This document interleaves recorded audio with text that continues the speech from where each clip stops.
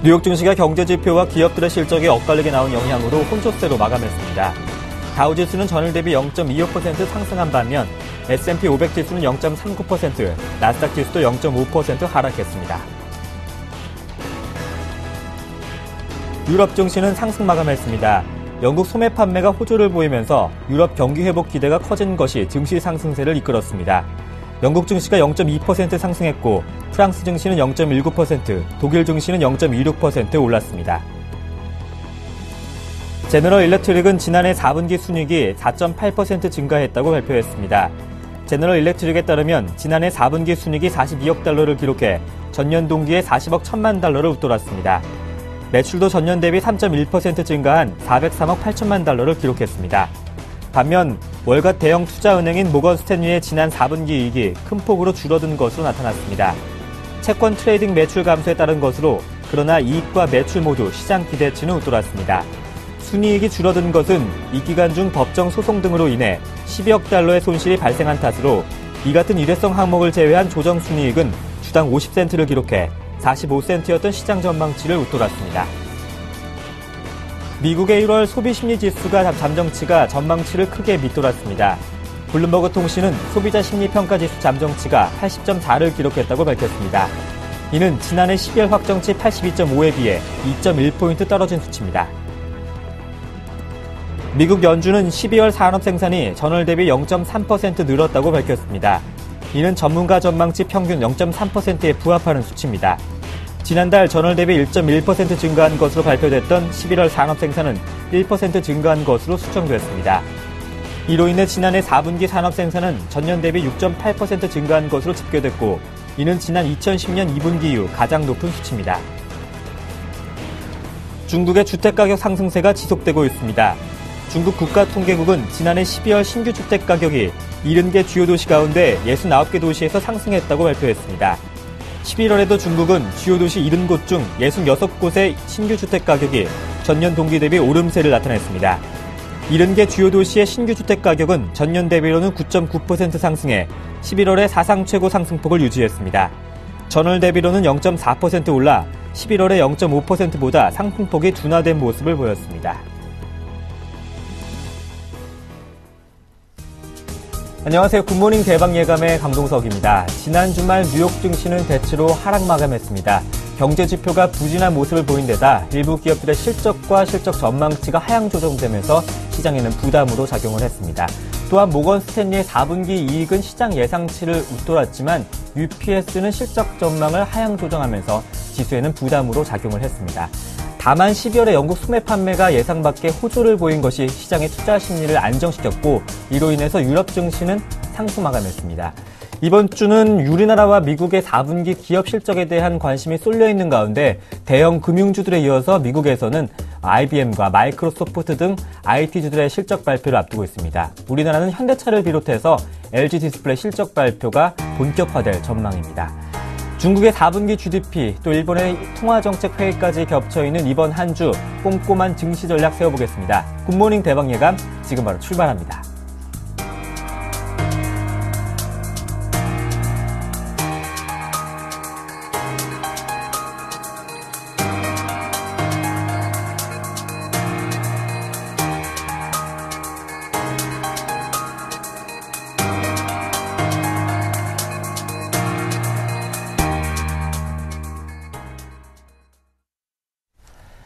네, 마감된 글로벌 소식 챙겨보겠습니다. 레이크쇼 인베스터스의 이현민 이사님과 함께합니다. 안녕하십니까? 안녕하십니까?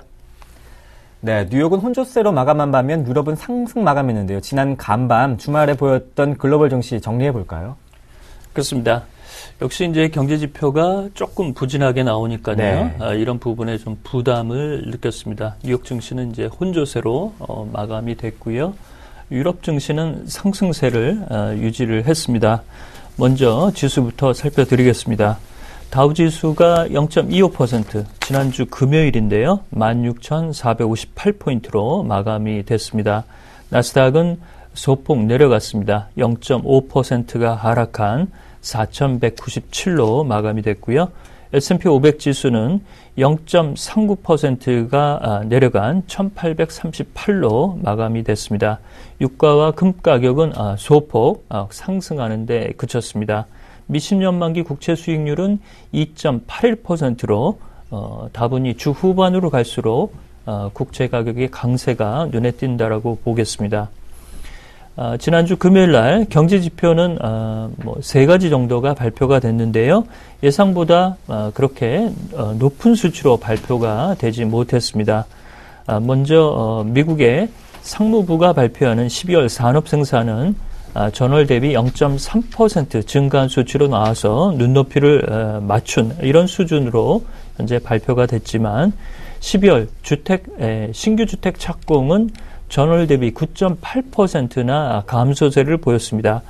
지난해 전체 신규 주택 착공 건수를 보면 시장의 예상치를 크게 웃도는 이런 흐름으로 현재 나타나고 있지만 지난 11월과 12월 신규 주택의 착공 건수가 다소 시장의 예상치보다는 조금씩 현재 떨어지고 있는 이런 내용이라고 볼 수가 있겠습니다. 실적 발표 기업으로는 모건 스탠리가 발표가 있었는데요.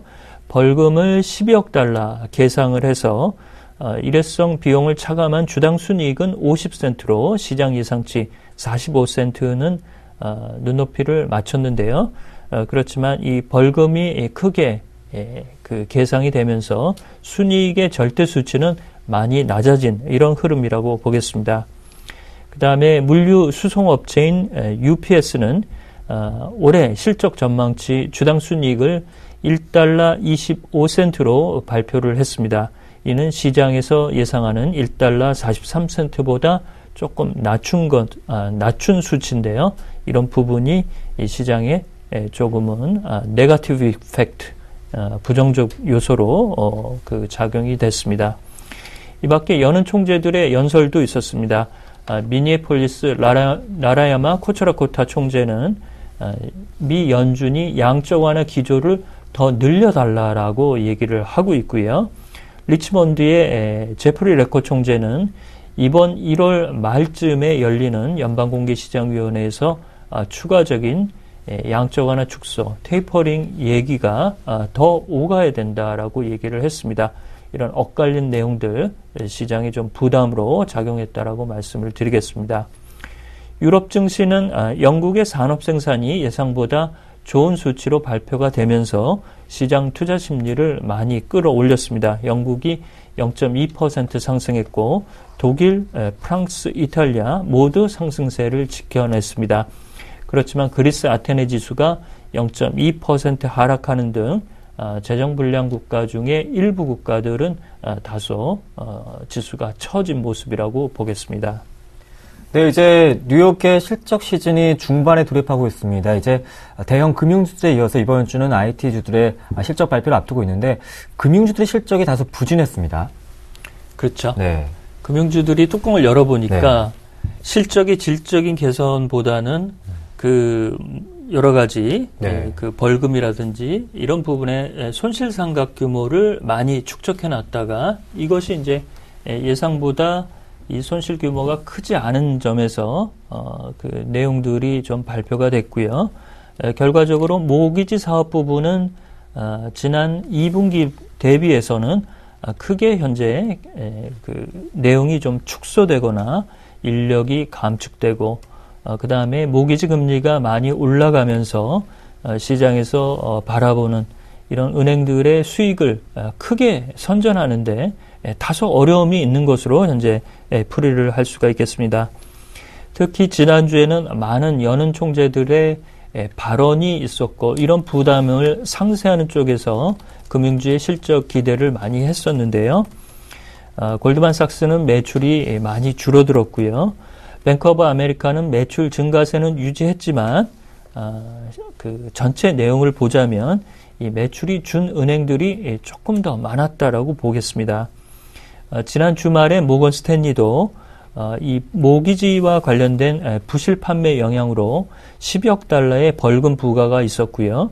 JP 모건도 지난주 주초에 이 매도프의 폰지 사기 사건으로 인해서 비용 계상이 26억 달러나 되는 등 이 모기지 관련 비용 손실 상각이 매우 높게 나타난 것으로 정리를 할 수가 있겠습니다.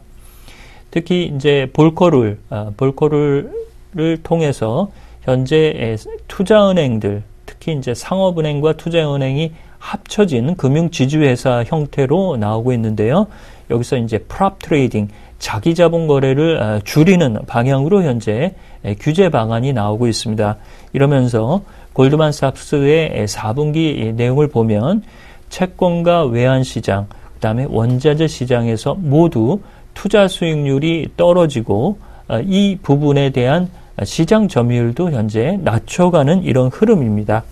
따라서 금리가 상승하면 은행주의 실적이 좋아질 것이다라고 전망을 하는 애널리스트가 있지만 현재는 금리가 올라가는 국면이기 때문에 모기지 금리 부담을 느끼고 있는 모기지 대출자의 추가 대출 수요는 감퇴될 수 없는 그런 내용이라고 볼 수가 있겠습니다.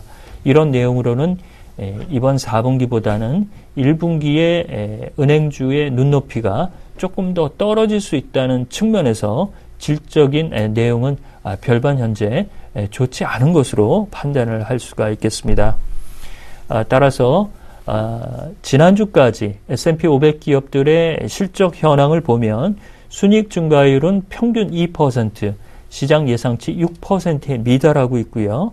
전반적인 내용으로 봐도 시장 예상치를 넘는 기업들이 절반 수준에 현재 그치고 있는 부분은 연평균 이런 부분에서 60% 이상이 시장 눈높이를 맞췄다는 이런 흐름으로 본다면 다소 현재로서는 실적이 좋지 않은 국면이라고 볼 수가 있겠습니다.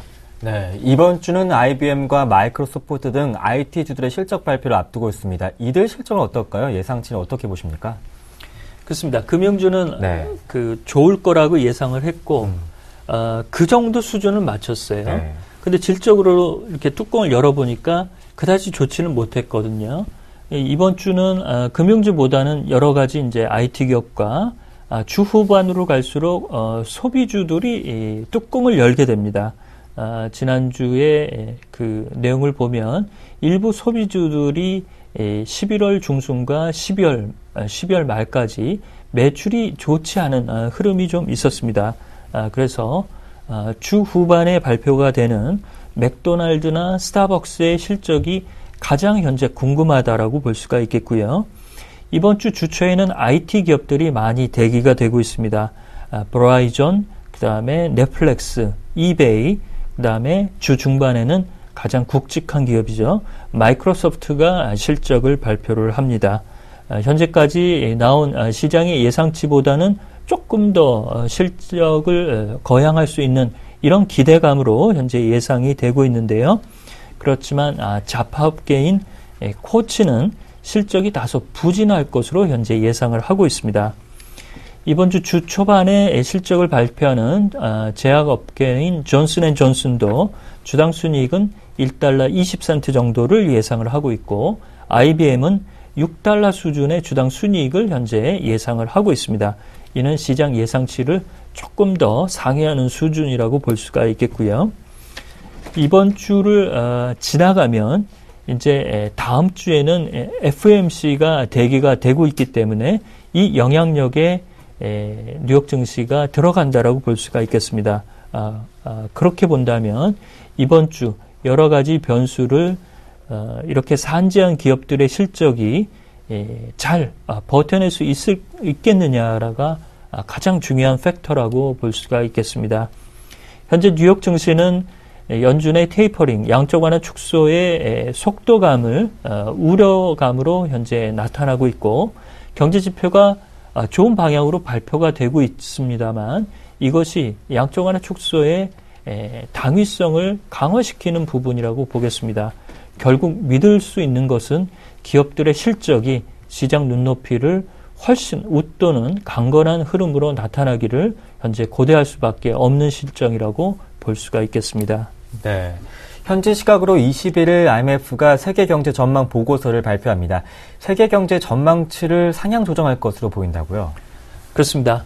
이번 주 앞서 네. 앵커께서 말씀을 하셨듯이 오늘 이제 중국의 GDP 발표가 있고 네. 주중에는 이제 다보스 포럼이 있습니다. 그 다음에 주초에는 IMF의 세계경제 전망 보고서 업데이트 수치가 가장 현재 관심이 가는 내용이라고 보겠는데요.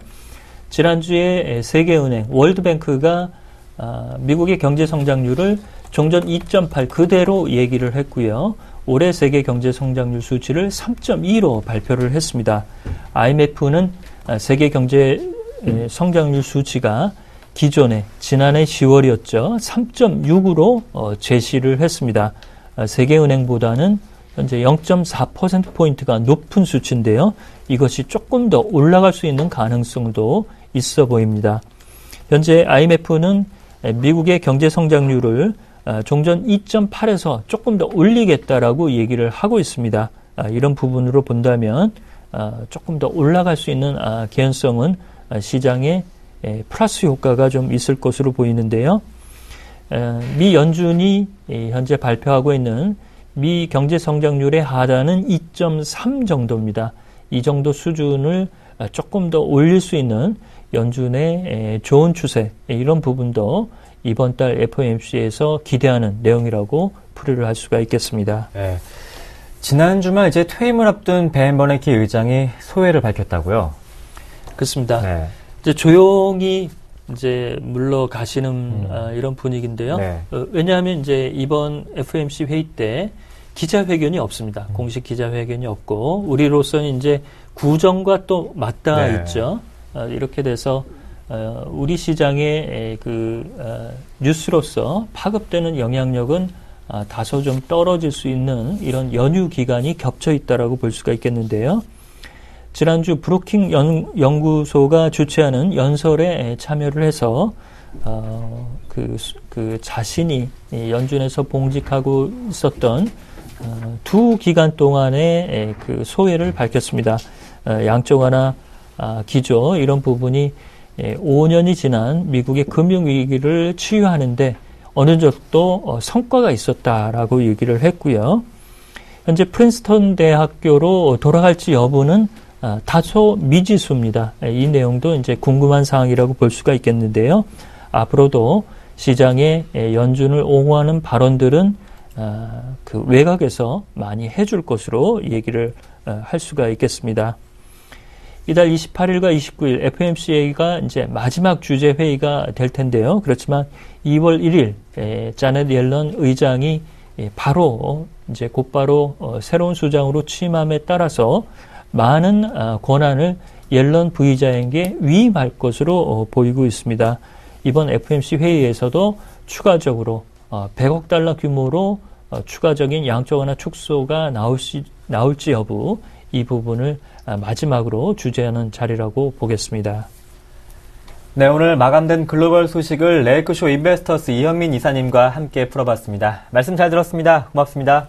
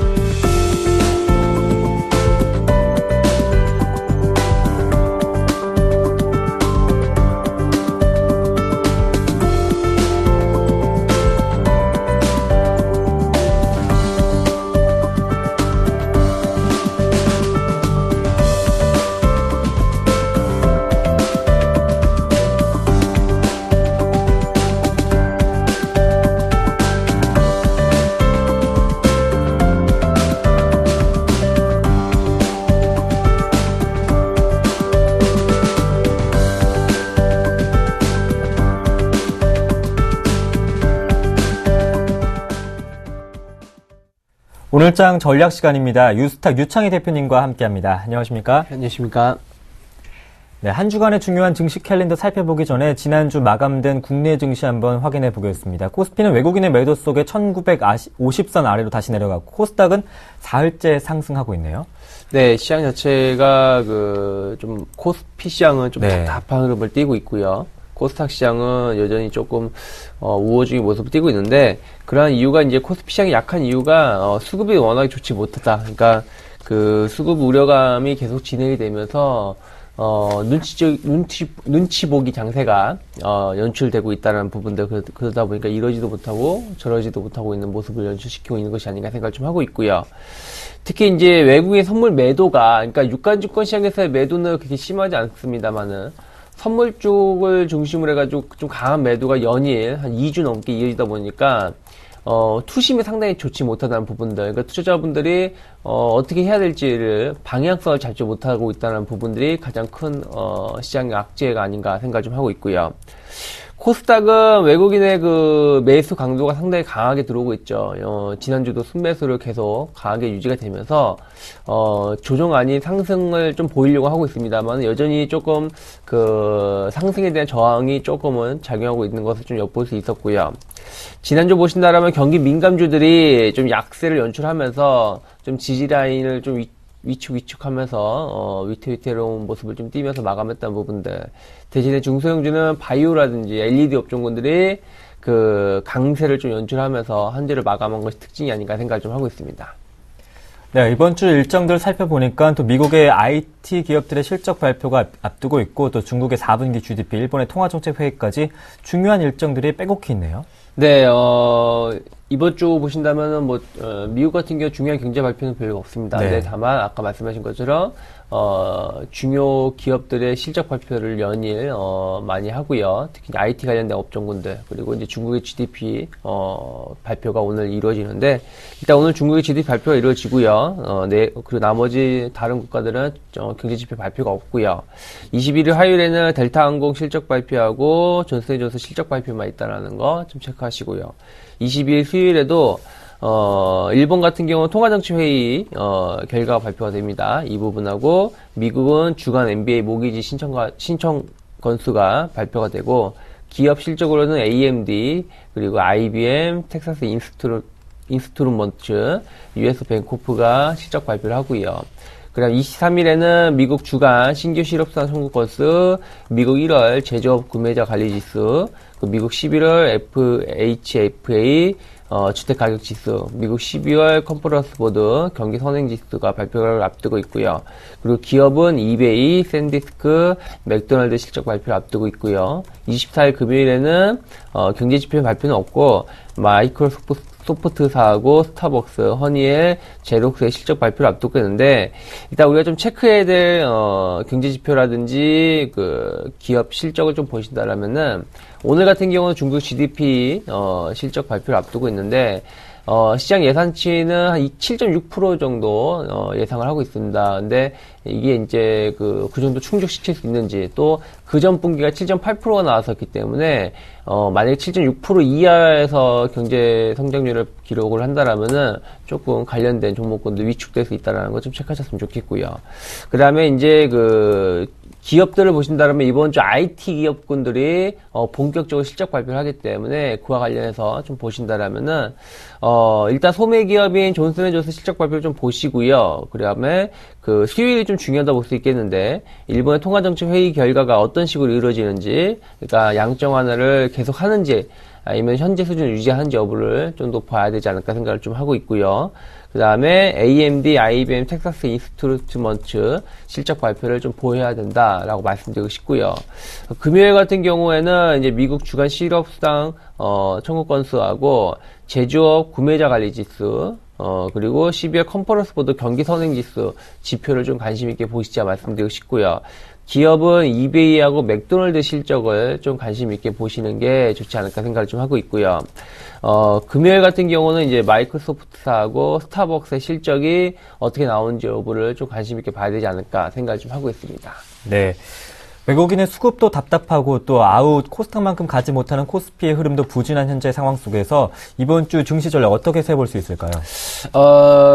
결국에는 지난주 시장이 좀 올라가지 못했던 이유 중에 하나가 수급에서 가장 큰 역할을 좋은 모습을 보여주지 못했기 때문이기 때문에 결국엔 외국인 수급의 움직임을 좀 보셔야 된다. 그러니까 꾸준하게 하루에 한 2천 계약씩 순매수가 좀 연일 좀 들어와 줘야지 시장 분위기가 좀 반전되거나 어느 정도 호전될 수 있는데 좀 그게 아니라 그러면은 여전히 좀 부담감을 연출시킬 수 있기 때문이죠. 그래서 외국인의 선물 수급 동향을 좀 보셨으면 좋겠고요.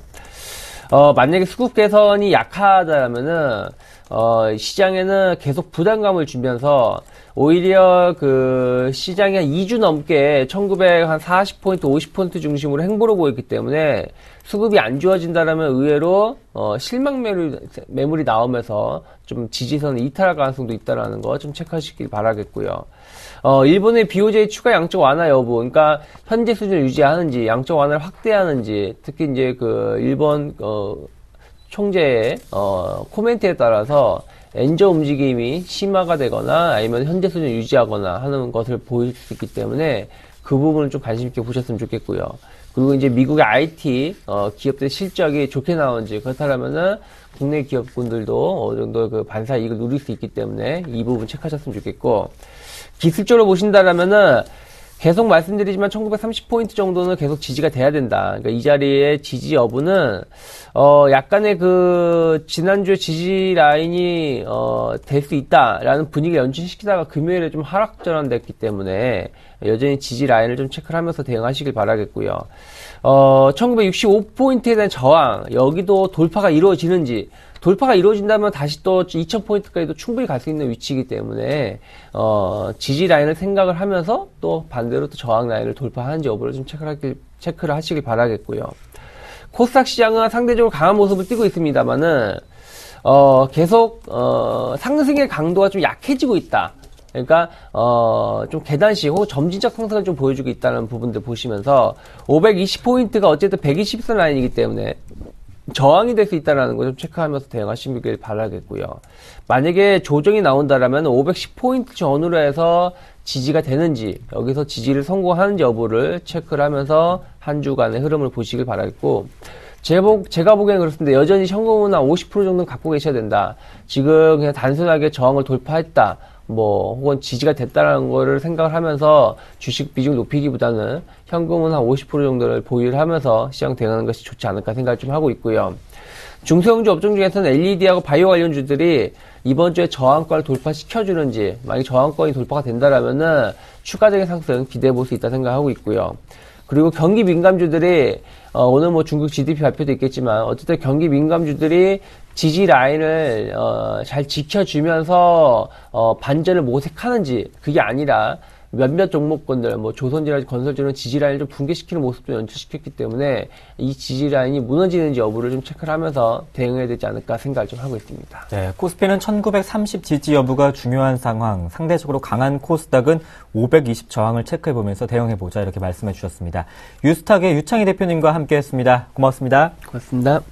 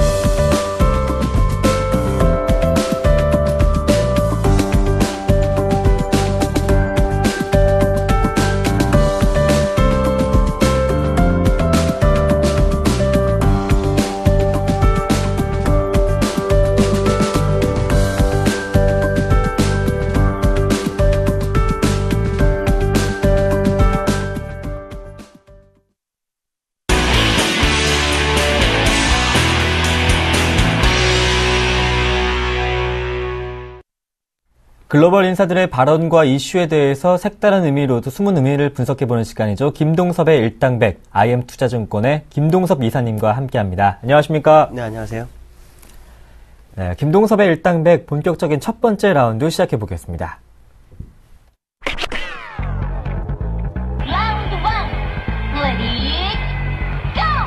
미국 정부의 부채 한도 증액을 둘러싼 공방이 재현될 것으로 보입니다. 정부는 문제가 다시 불거지기 전 조속한 합의에 나설 것을 촉구하고 있지만 의회는 급할 것이 없다는 느긋한 입장을 나타냈습니다. 네, 정부는 조속한 타결을 보려고 하는 반면에 의회는 급할 것이 없다 이렇게 느긋한 입장이네요.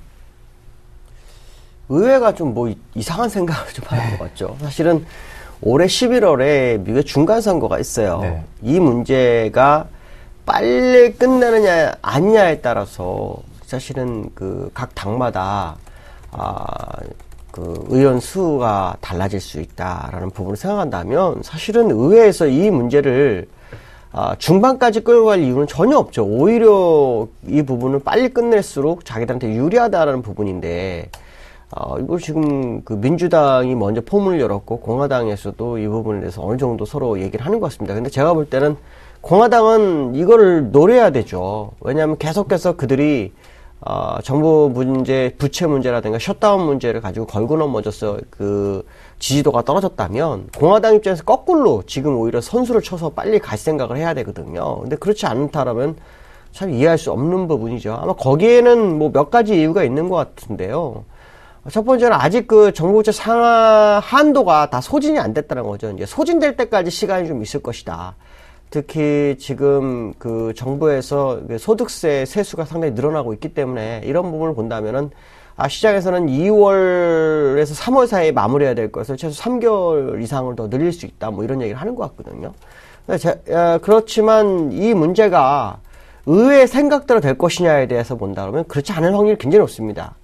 왜 그러냐면 미국의 신용평가, 그러니까 전 세계 신용평가에는 3대 신용평가가 있죠. 그 중에서 피치라든가 무디스는 정부채 상환 문제가 해결되지 않는다 그러면 뭔가 행동을 취할 수 있다라는 얘기를 좀 하고 있습니다. 이번 2월이나 3월 안에 정부채 상환 문제를 해결하지 못한다면 결국 신용등급 강등을 할 수 있다는 얘기하고 똑같은 얘기거든요.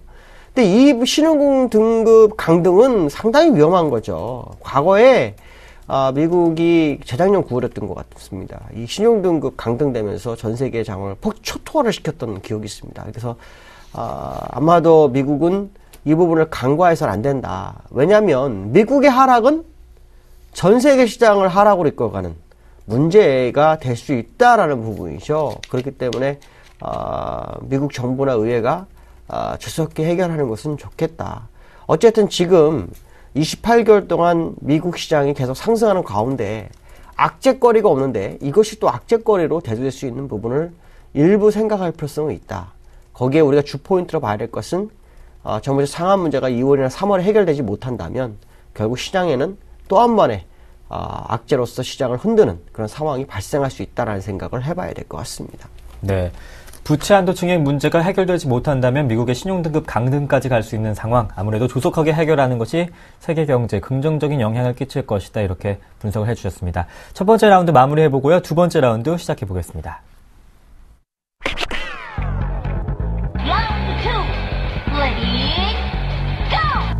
대표적인 비둘기파 미국 미니애폴리스 연방준비은행 총재는 수년간 목표치 아래 머물고 있는 인플레이션에 연준이 만족하고 있다며 이에 더 많은 경기 부양이 필요하다는 주장을 거듭 강조했습니다.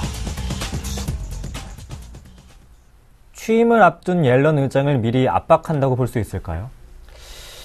코철 라코타라는 사람이 제시하는 내용을 보면은 아마 제가 얘기했던 내용이 하나가 들어있습니다. 네. 이 사람은 이제 두 가지를 얘기하고 있죠. 하나는 뭐냐면 오랫동안 경기 부양을 했지만 수년간 인플레이션이 좋지 않았다라는 거. 두 번째로는 뭐냐면 이것은 제가 지난 말씀드렸을 겁니다. 지난번 FMC가 실패작이다라는 얘기를 했었죠. 그때 그 이유를 제가 더 들었던 것이 뭐였냐면은 6.5%의 실업률 기준치는 테이퍼링에 맞추고 그 다음에 금리를 인상하는 기준점을 정확해야 된다라는 얘기를 했었는데 이 코처 라코타라는 미니애폴리스 연준은 총재는 이 부분을 언급했죠. 작년에 했던 것이 저금리를 유지하겠다는 것이 매우 모호하다. 이 부분을 정확하게 해줘야 한다. 뭐 이런 얘기를 하고 있거든요. 제가 볼 때는 맞습니다. 왜냐하면 사실 테이퍼링을 언제쯤 하겠다라는 얘기가 작년에 없었기 때문에 매달 테이퍼링 가지고 싸움을 했거든요. 그래서 그것이 이제 불확실성 때문에 미국은 뭐 불확실성 속에서 어느 정도 올랐지만 시장은 그러지 못했다라는 거죠. 그러다 보니까 우리나라 같은 경우에는 아예 뭐 오르지도 못하는 그런 상황까지 발생했었는데 만약에 지금 그 실업률 6.7%가 된 상태에서 6.5% 밑으로 떨어졌을 경우에 그때는 역시 작년과 같은 상황이 또 1년 내내 발생할 수 있다. 무슨 말이냐면 지금 위험한데 금리 인상 빨리 해야 되지 않겠느냐라고 계속 요구가 나올 수 있습니다. 그렇게 되면 자녀되려는 입장으로서는 집권하자마자 이것도 못하고 저것도 못하고 상황이 발생할 수 있죠.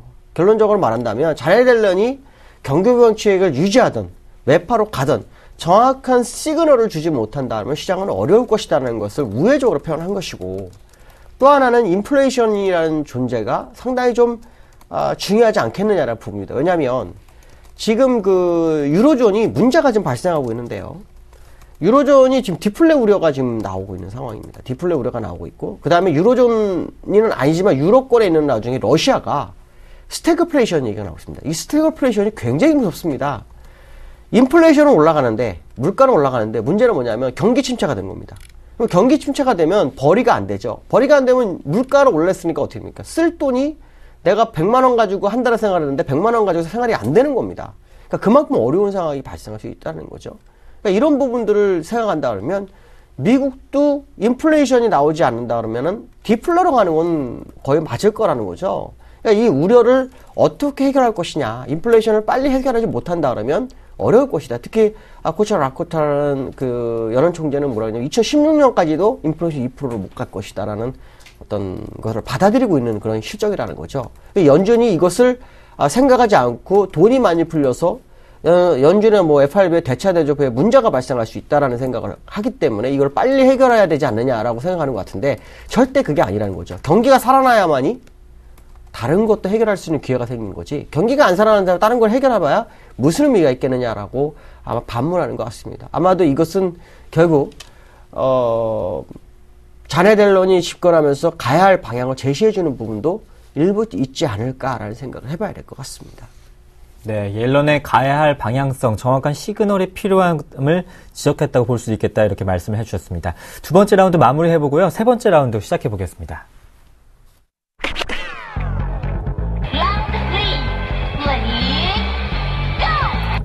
OECD가 유로존의 디플레이션 리스크가 상당히 높다고 지적하고 필요한 경우 유럽중앙은행이 미국식 양적 완화에 나서야 한다고 주장했습니다. 네, IMF에 이어서 유로존에 대한 디플레이션 리스크에 대한 경고가 또 한 번 나왔는데요. 유로존 디플레가 가능성이 좀 커지는 것 같습니다. 네. 인플레이션이 지금 0.7, 0.8에서 오가고 있거든요. 문제는 뭐냐면 양적 완화 같은 QE를 해야 되는 것은 사실은 지금 할 수가 없는 법적인 문제가 있다라는 것이 또 문제입니다.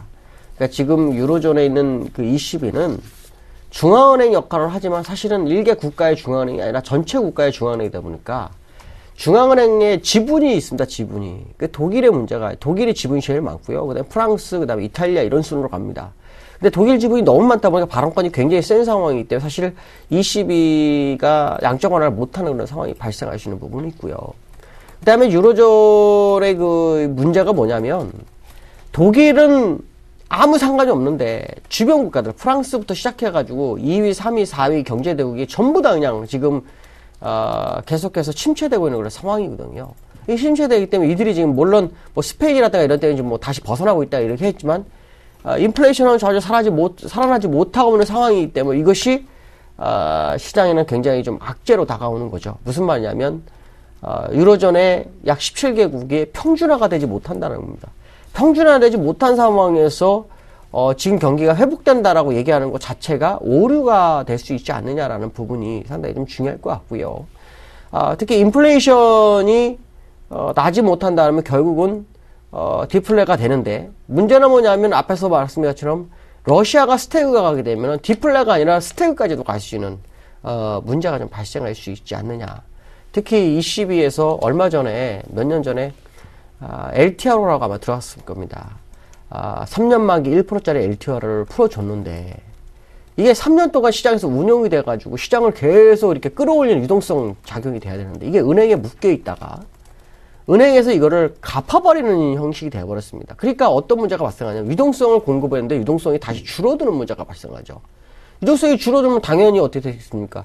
그 은행들이 빚을 돌려가지고 가게라든가 기업에 대출을 해줘서 그들이 돈을 쓸 수 있게끔 해줘야 되는데 그거를 가지고 있다가 ECB에서 그 지준금리 예치해서 0.25를 받을 수 있는 상황이 돼버리니까 돈을 안 돌린 겁니다.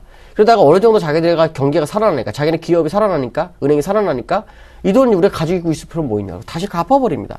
그러니까 유동성 공급해놨던 걸 유동성을 다시 갚아버리겠다면 이게 지금 돈이 없어지는 상황이 발생하고 있는 거죠.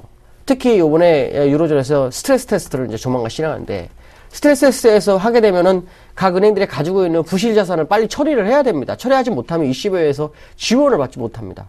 그러니까 이런 문제가 발생하다 보니까 오히려 지금 그 유로존은 돈이 말라가는 그런 상황이 발생하고 있습니다. 돈이 말라가다 보면 어떻게 될까요? 결국은 돈을 쓸 수 있는 소비가 줄어들겠죠. 소비가 줄면 당연히 인플레이션은 될 수가 없는 상황입니다. 그러니까 이 부분을 뭔가 해결을 해야 되는데 해결할 방법은 역시 돈을 풀어주는 방법밖에 없는데 이것이 QE를 할 것이냐 아닐 것이냐 이 QE가 사실은 그 독일이 지난번에도 ECB에서 무제한 국채 매입하는 과정 속에서 헌법재판에 제소가 당했습니다. 아직도 해결이 안 되고 있거든요. 근데 QE도 당연히 못한다는 거거든요. 그러니까 뭐 새로운 방법을 모색해야 되는데 시장에서는 돈을 빨리 유동성을 공급하라라는 그런 시그널을 보여주는 거라고 봐야 되겠죠. 그렇다면 우리가 예상할 수 있는 것은 결국 기존에 있는 돈을 풀어주는 방법밖에 없는데 그게 ECB에 재해치된 돈을 풀어주는 것 외에는 없습니다. 그거 외에는. 그러니까 그걸 풀어서 은행이 어쩔 수 없이 그 돈을 쓸 수밖에 없는 구조로 가야 된다.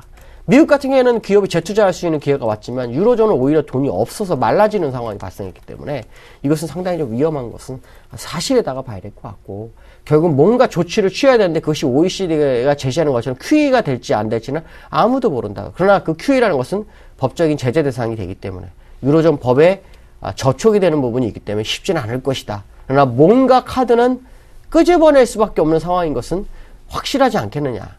결국 유로존에서는 경기 부양을 진행할 수 있는 그런 상황으로 갈 수 있다는 생각을 해봐야 될 것 같다라고 말씀드릴 수 있을 것 같습니다. 네, 제 시장에 돈을 풀어야 되는 유동성을 공급해야 되는 새로운 방법을 모색해봐야 되는데 마땅한 방법은 없고 ECB에 재해치된 돈을 푸는 방법밖에 없지 않을까 이렇게 말씀해 주셨습니다.